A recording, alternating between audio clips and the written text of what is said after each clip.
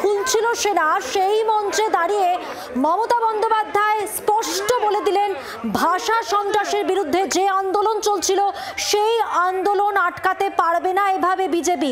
তিনি সেনাকে দোষ দিচ্ছেন না, সেনার প্রতি তার কোনো ক্ষোভ নেই, তিনি গর্ববোধ করেন সেনাদের প্রতি, কিন্তু তিনি এটাও বললেন যে সেনাকে কাজে লাগানো হয়েছে, বিজেপি সেনাকে হাতিয়ার করে। সেই জন্য আমরা ওই ডোরিনাগর সাইডে যেখানটায় ট্রান্সপোর্টের কোনো প্রবলেম হবে না, পাবলিকের কোনো প্রবলেম হবে না, কারণ পুজোর সামনে মানুষের যাতে কোনো অসুবিধা না হয় সেটা দেখে আমি কোন জায়গাটা কাল থেকে হবে, ঠিক আছে, যাতে পুলিশের সাথে কথা বলে ট্রান্সপোর্টের কোনো অসুবিধে না হয়, পাবলিকের কোনো অসুবিধে না হয়, পুজোর বাজার আসতে কোনো অসুবিধে না হয়, সেগুলো সব দেখে খেয়াল রেখে একটা সাইডে যেটা আমাদের জায়গা সেই রকম একটা জায়গায় করা হবে, ঠিক আছে। আপনারা তো দেখতেই পাবেন স্টেজ বাঁধবে যখন। ভাষা সন্ত্রাসের বিরুদ্ধে তৃণমূলের আন্দোলন চলবে, আটকাতে পারবে না বিজেপি, সেনা নয়। দায়ী বিজেপি, মঞ্চ খোলার পেছনে ইন্ধন ছিল বিজেপির, তৃণমূলের মঞ্চ খোলার পেছনে সম্পূর্ণভাবে বিজেপির ভূমিকা রয়েছে। তাই বিজেপিকে ধিক্কার জানালেন মুখ্যমন্ত্রী মমতা বন্দ্যোপাধ্যায় সেই মঞ্চে দাঁড়িয়ে, যে মঞ্চ ধর্মতলায় খুলছিল সেনা ভাষা আন্দোলন নিয়ে। গান্ধী মূর্তির নিচে অবস্থান শাসক দলের এবং 3 দিনের অনুমতি নেওয়া হয়, পরে মেয়াদ বৃদ্ধি, এমনটাই সেনা সূত্রে খবর ছিল। এবং সেনা যখন মঞ্চ খোলার জন্য পৌঁছে যায় সেই সময় মুখ্যমন্ত্রী বন্দ্যোপাধ্যায় ওই মঞ্চে দাঁড়িয়ে পৌঁছে গিয়ে যে বার্তা দিলেন এতক্ষণ শুনছিলেন তার সেই বক্তব্য। সঙ্গে রয়েছেন আমাদের প্রতিনিধি শ্রেয়সী গঙ্গোপাধ্যায়। শ্রেয়সী, একেবারে দেখো, এই মুহূর্তে কিন্তু মুখ্যমন্ত্রী তিনি যেটা বললেন যে এক্ষেত্রে এইখানে তার যেটা স্পষ্ট বক্তব্য যে যদি কোনো কিছু থাকতো তাহলে সেক্ষেত্রে কেন কলকাতা পুলিশ বা রাজ্য সরকারের সঙ্গে কোনোভাবে কথা বললো না সেক্ষেত্রে। এবং তার যেটা স্পষ্ট বক্তব্য সেটা হচ্ছে যে এক্ষেত্রে নির্দিষ্টভাবে আর্মির বিরুদ্ধে তার কোনো অভিযোগ নেই। মুখ্যমন্ত্রী যেটা বলছেন যে আর্মিকে নিয়ে তার কোনো বক্তব্য নেই, মুখ্যমন্ত্রী বক্তব্য আর্মিকে নিয়ে তার কোনো বক্তব্য নেই, কিন্তু এক্ষেত্রে আর্মি নির্দিষ্টভাবে বিজেপির অঙ্গুলি হেলনে কাজ করছে এমনটাই কিন্তু তিনি বলেছেন। এবং সেই জায়গা থেকে তার বক্তব্য যে এক্ষেত্রে নির্দিষ্টভাবে বিজেপির অঙ্গুলি হেলনে কার্যত আর্মি এভাবে কাউকে কোনো কিছু না জানিয়ে এভাবে মঞ্চ খুলতে এলো। এবং সেই সাথে তিনি প্রশ্ন করছেন সেক্ষেত্রে তিনি যদি সঠিক না হন, অর্থাৎ আর্মি যদি সঠিক হয়ে থাকে তাহলে তিনি আসার সময় কেন তাকে দেখি আর্মি কেন পালিয়ে গেল, আর্মির লোকেরা কেন চলে গেল অন্যত্র।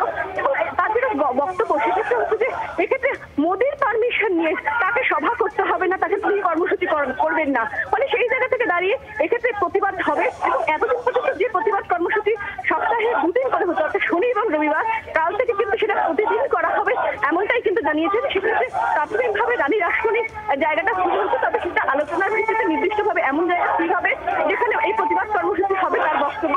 এবং তার এটাও বক্তব্য যে এক্ষেত্রে এই প্রতিবাদ কর্মসূচি আগামীকাল থেকে প্রতিদিন চলবে এবং সেক্ষেত্রে সাধারণ মানুষের যাতে অসুবিধা না হয় সেটা মাথায় রেখেই করা হবে। তবে এক্ষেত্রে মুখ্যমন্ত্রী যেটা তিনি স্পষ্ট বলছেন যে আর্মির তরফে যদি কোনো কিছু বলার থাকতো বা আর্মির যদি এই মঞ্চ খুলে দেওয়া থাকতো তাহলে কেন তারা সেক্ষেত্রে কলকাতা পুলিশকে জানালো না।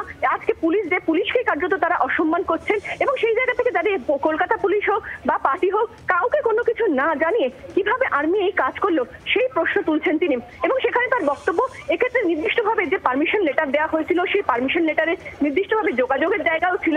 ফলে সেখানে যখন আসছে একটা পলিটিক্যাল রাজনৈতিক দলের পতাকা যখন খুলছে সেখানকার নেত্রীদের বা নেতাদের যখন ছবি খোলা হচ্ছে এবং তিনি যেটা স্পষ্ট বলছেন যে তার ছবিও খুলে ফেলা হয়েছে আর্মির তরফে, সেটা কিভাবে করা হলো, এটা নির্দিষ্টভাবে অসৌজন্যমূলক। এবং সেই জায়গা থেকে দাঁড়িয়ে কিন্তু কার্যত তিনি কড়া ভাষায় তিনি আক্রমণ করছেন। তুমি আমাদের সঙ্গে থাকো। বিজেপির রাজ্য সভাপতি শ্রমিক ভট্টাচার্য এই মুহূর্তে আমাদের সঙ্গে টেলিফোন লাইনে রয়েছে। শ্রমিক বাবু, রাজনৈতিক উদ্দেশ্য প্রণোদিত ভাষা আন্দোলন দমন করতেই সেনা নামিয়েছে বিজেপি, মুখ্যমন্ত্রী মমতা বন্দ্যোপাধ্যায় স্পষ্ট বক্তব্য রাখলেন। আমরা তো মুখ্যমন্ত্রীর ভাষা আন্দোলন দমন করতে চাই না, আমরা তো মুখ্যমন্ত্রীর কাছ থেকে ভাষা আন্দোলনে শিক্ষিত হতে চাই।